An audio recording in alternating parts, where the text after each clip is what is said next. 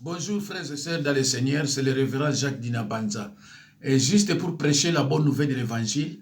Et cette bonne nouvelle de l'évangile est intitulée « Toute écriture est inspirée de Dieu et utile pour enseigner, pour convaincre, pour instruire, non, pour enseigner, pour convaincre, pour corriger et instruire dans la justice, afin que l'homme de Dieu soit accompli et propre à toute bonne œuvre. » Mes chers frères et sœurs dans le Seigneur, toutes ces écritures sont indispensables, profitables et salutaires.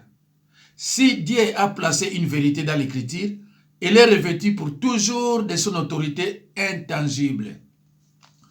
Mes chers frères et sœurs dans le Seigneur, parmi leurs auditeurs, ce qui était le plus noble à Béret, par exemple, examinez chaque jour les Écritures pour voir si ce que disait l'apôtre, à l'occurrence Paul, correspond bien à l'enseignement biblique. Acte 17, 11. Une excellente attitude toujours à imiter avant d'accepter. Celui qui déclare parler comme oracle de Dieu. Mes chers frères et sœurs du Seigneur, parmi leurs auditeurs, ce qui était le plus noble, à Béret par exemple, examinez chaque jour les Écritures pour voir si ce que disait l'apôtre, à l'occurrence Paul, correspond bien à l'enseignement biblique. Acte 17, 11. Une excellente attitude toujours à imiter avant d'accepter. Celui qui déclare parler comme oracle de Dieu. 1 Pierre 4, 11.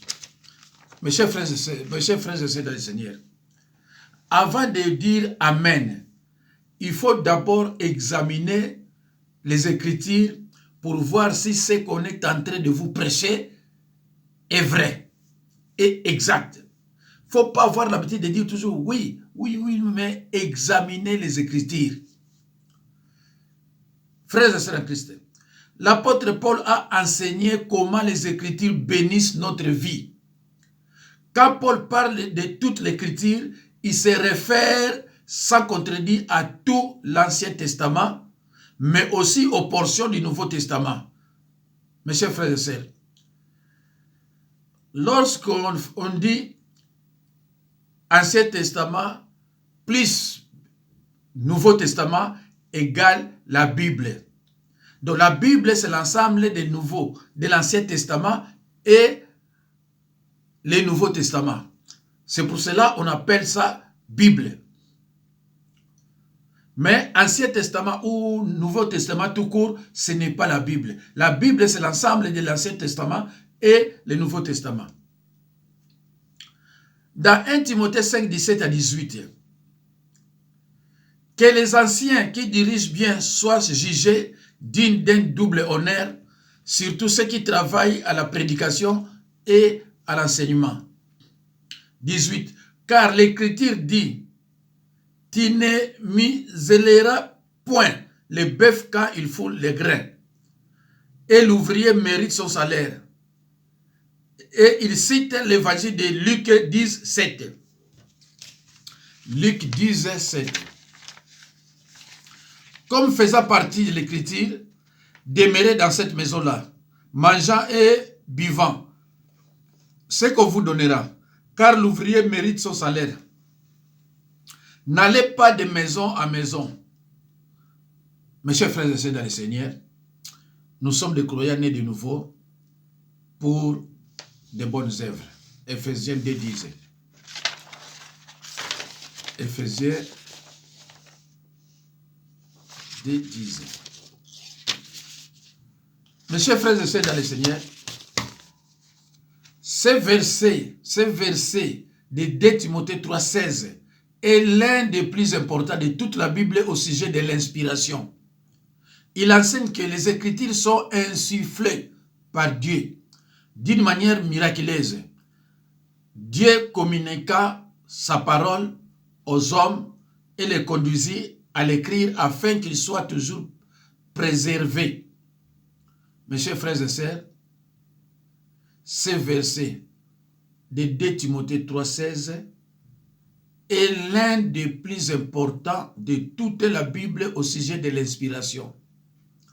Il enseigne que les Écritures sont insufflées par Dieu. D'une manière miraculeuse, Dieu communiqua sa parole aux hommes et les conduisit à l'écrire afin qu'elle soit toujours préservée. Ce qu'ils écrivirent était la parole même de Dieu, inspirée par lui et infaillible. Les auteurs de la Bible ne donnaient pas leur propre interprétation personnelle, mais ils écrivaient les messages que Dieu leur donnait. Sachez tout d'abord vous-même qu'aucune prophétie de l'Écriture ne peut être un objet d'une interprétation particulière, car ce n'est pas par une volonté d'homme qu'une prophétie a été apportée, mais c'est poussé par le Saint-Esprit que des hommes ont parlé de la part de Dieu. 2 Pierre 1, 20 à 21. Je reprends. Qu'aucune prophétie de l'Écriture ne peut s'interpréter d'elle-même. L'apôtre déclare ensuite, la prophétie n'est jamais venue par l'homme, par la volonté de l'homme, mais des saints hommes de Dieu ont parlé, étant poussés par l'Esprit Saint. Par ailleurs, Paul insiste sur la manière dont la vérité a été annoncée dans le Nouveau Testament. Nous en parlons non seulement des paroles enseignées par la sagesse humaine, mais selon les paroles enseignées par l'Esprit communiquant des choses spirituelles par des moyens spirituels. 1 Corinthiens 2, 13. Seul celui qui est spirituel peut les recevoir et les comprendre. Mes chers frères et sœurs, il est faux de dire que Dieu donnait simplement les pensées aux différents auteurs et leur laisser le soin de les exprimer par leurs propres paroles. Mes chers frères et sœurs, je trouve juste que tout ce que j'affirme soit examiné à la lumière des Écritures et qu'il puisse donc être contesté si je me trompe. Mes chers frères et sœurs de le Seigneur, les Écritures insistent sur le fait que les paroles même qui furent à l'origine données par Dieu étaient insufflées par Dieu. Vu que la Bible est la parole de Dieu, elle est utile, c'est-à-dire profitable. Ceux qui se sont laissés enseigner par l'Esprit se rendront compte qu'il y a de la nourriture dans chaque mot qui a procédé de la bouche de Dieu.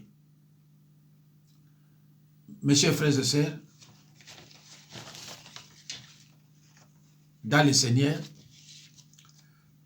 les Écritures annoncent clairement que le peuple de Dieu souffrira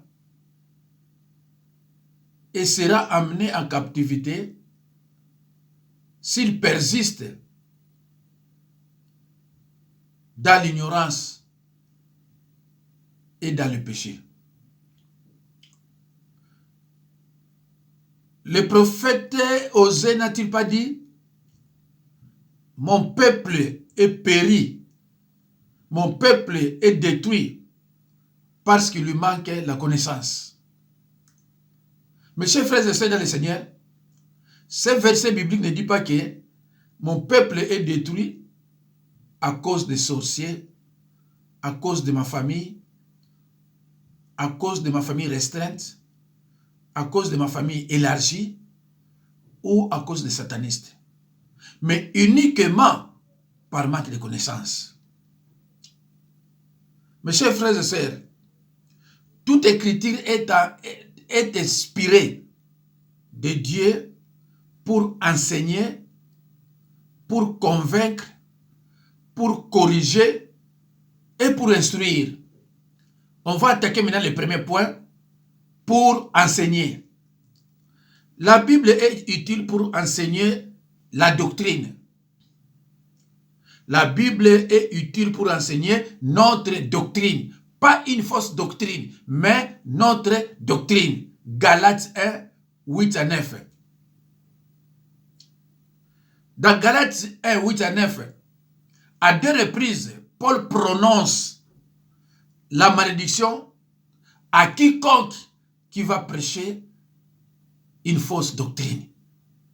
Donc, la Bible est utile pour enseigner notre doctrine et non la fausse doctrine. Galates 1, 8 à 9.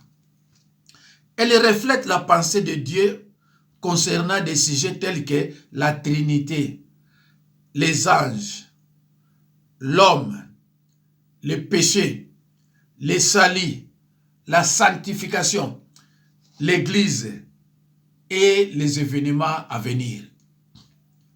La haute valeur de l'écriture est confirmée d'abord par plusieurs verbes. Le premier, c'est enseigner.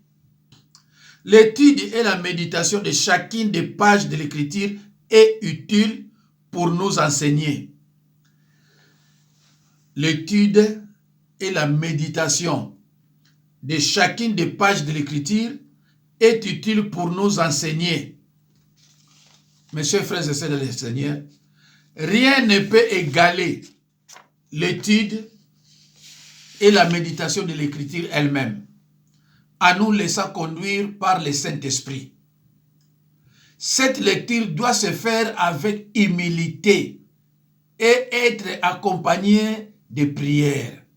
Mes chers frères et sœurs, suivez attentivement cet enseignement au nom de Jésus-Christ.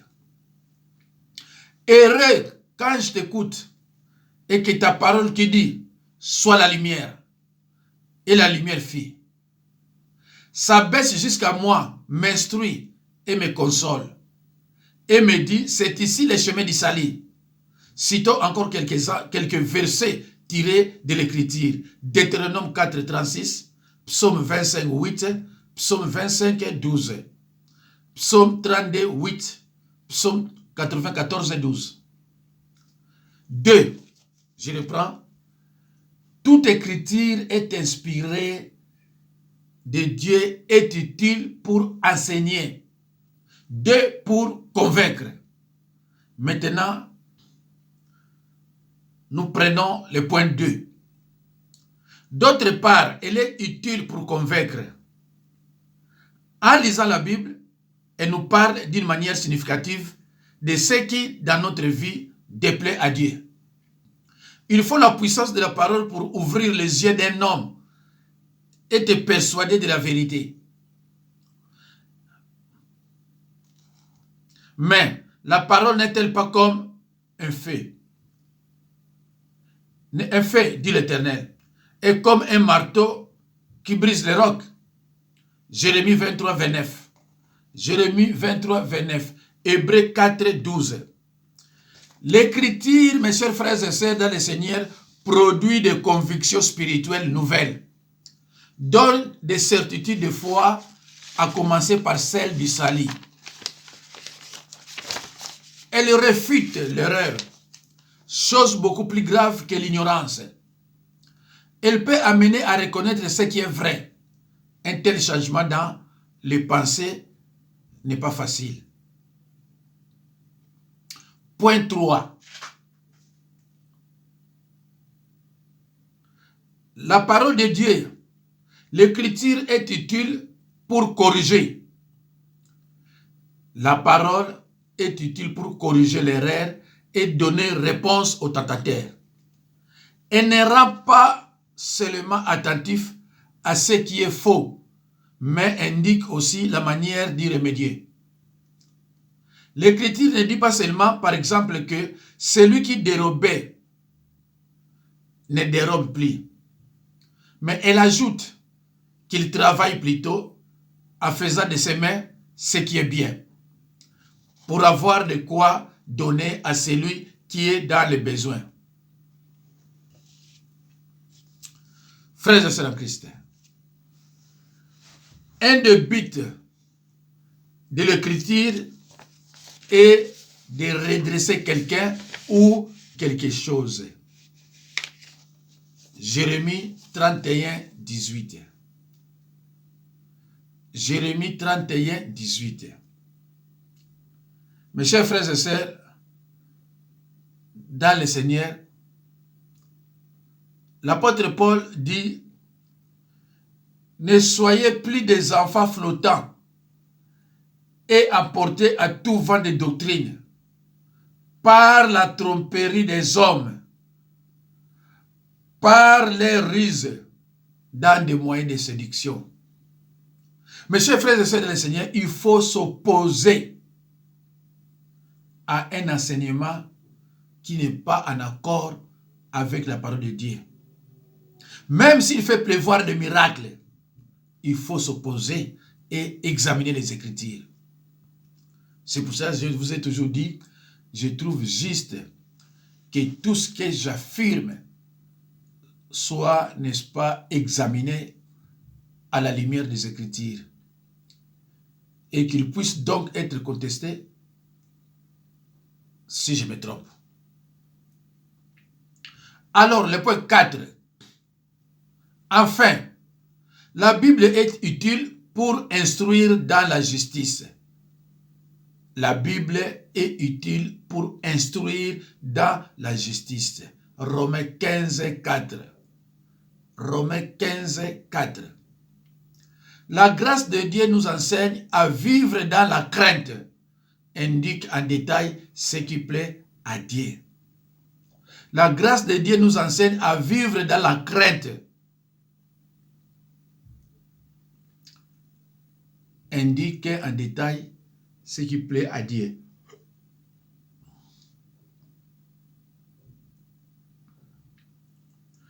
Toute l'écriture est utile afin que l'homme de Dieu soit accompli, c'est-à-dire qu'il atteigne la maturité. Il est rendu parfaitement propre à produire toute bonne œuvre, ce qui est le but de ton salut. Éphésiens 8, 10. Éphésiens 8, 10. 4. Enfin, la Bible est utile pour instruire dans la justice. Romains 15, 4. La grâce de Dieu nous enseigne à vivre dans la crainte, indique en détail ce qui plaît à Dieu. Toute l'écriture est utile afin que l'homme de Dieu soit accompli, c'est-à-dire qu'il atteigne la maturité.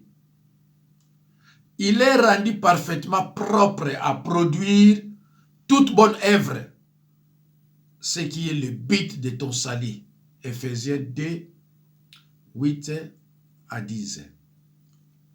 Ceci tranche totalement avec les idées modernes qui veulent qu'on soit rendu apte à œuvrer pour Dieu en acquérant des diplômes académiques. Mes chers frères et sœurs dans le Seigneur, instruire dans la justice, cette expression montre que l'écriture doit aussi élever, former les croyants afin qu'ils apprennent à marcher dans la justice. Mes chers frères et sœurs, dans le Seigneur, instruire dans la justice, cette expression montre que l'écriture doit aussi élever, former les croyants afin qu'ils apprennent à marcher dans la justice. Mes chers frères et sœurs en Christ, les Écritures annoncent clairement que le peuple de Dieu souffrira et sera amené en captivité s'il persiste dans l'ignorance et dans le péché. Mes chers frères et sœurs dans le Seigneur, ne soyez plus des enfants flottants et emporté à tout vent de doctrine. Il faut toujours examiner les Écritures. C'est très important pour ne pas continuer à dire vaguement « Amen, Amen, Amen ». Non, il faut tout le temps examiner les Écritures.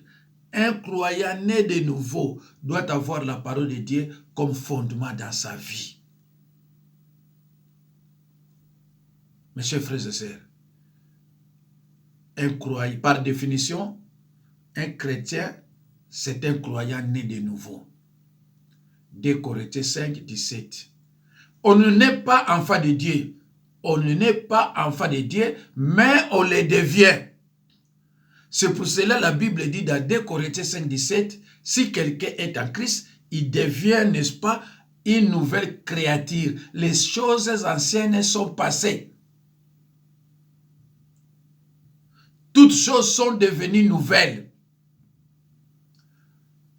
Si j'étais menteur, je ne le suis pas. Si j'étais voleur, si j'étais rancunier, si j'étais jaloux, si j'étais orgueilleux, tout ça s'est passé, c'est fini. C'est pour cela, mes chers frères et sœurs dans le Seigneur, soyez comme les chrétiens de Béret qui examinaient toutefois les Écritures pour savoir si ce qu'on leur disait était exact. Examinez. Malheureusement, les gens qui se disent, qui se proclament être des chrétiens ne lisent pas vraiment la Bible. Non, il n'y a que peut-être 25% qui lisent la Bible. Le reste, non. Ils partent même à l'église sans Bible. Ils reviennent sans Bible. Et ils partent courbés. Ils reviennent chez eux courbés. Mes chers frères et sœurs, Paul frappe ceux qui s'attachent à un autre évangile. C'est pour cela, la Bible nous dit, toute écriture est inspirée de Dieu pour enseigner notre doctrine et non la fausse doctrine. Pour enseigner notre doctrine, la vérité biblique, et non la fausse doctrine. C'est pour cela Paul frappe ceux qui s'attachent à un autre évangile. Galates 1, 8 à 9. Merci mes chers frères et sœurs. Merci aussi de votre patience. Que Dieu vous bénisse et à la prochaine occasion. Merci, au revoir.